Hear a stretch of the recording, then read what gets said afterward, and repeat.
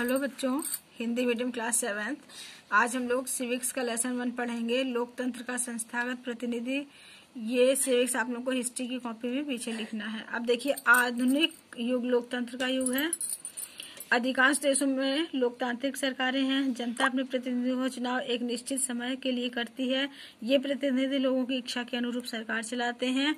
यदि वे ऐसा नहीं करते तो उन्हें अगले चुनावों में उखाड़ फेंकती है। लोकतंत्र में प्रतिनिधि चुनने का अधिकार को मत कहते हैं।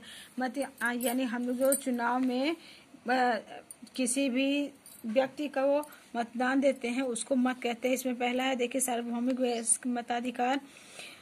इससे तात्पर्य है कि प्रत्येक व्यक्ति जो निर्धारित आयु को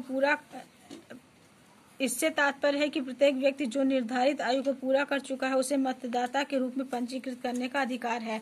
यानी 18 वर्ष के आयु के लोग से 18 वर्ष से शुरू हो जाता है और कोई भी व्यक्ति मतदान कर सकता है।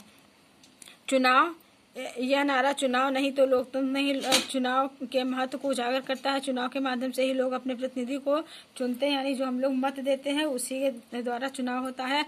आम चुनाव का अर्थ है कि चुनाव समूचे देश में व्यवस्थापिका के सभी स्थानों की पूर्ति करता। उपचुनाव का मतलब होता है जब किसी लोकसभा या विधानसभा में कोई स्थान रिक्त हो जाता है, किसी सदस्य की मृत्यु हो जाती है या त्यागपत्र देता है, तब उपचुनाव होता है।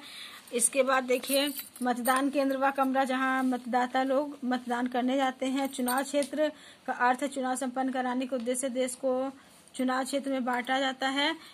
अलग अलग चुनाव क्षेत्र होते हैं। फिर चुनाव घोषणा पत्र, वह प्रपत्र जो चुनाव पूर्व किसी राजनीतिक दल द्वारा जारी किया जाता है। उसमें उस दल की नीतियां, कार्यक्रम और सत्ता के आने की दशा और वादे निभाए जाते हैं। फिर चुनाव मशीन के द्वारा आजकल होता है। चुनाव प्रक्रिया में देखिए, चुनाव की सूचीबद्धता, चुनावों का उम्मीदवारों का चुनाव, नामांकन पत्र भरना।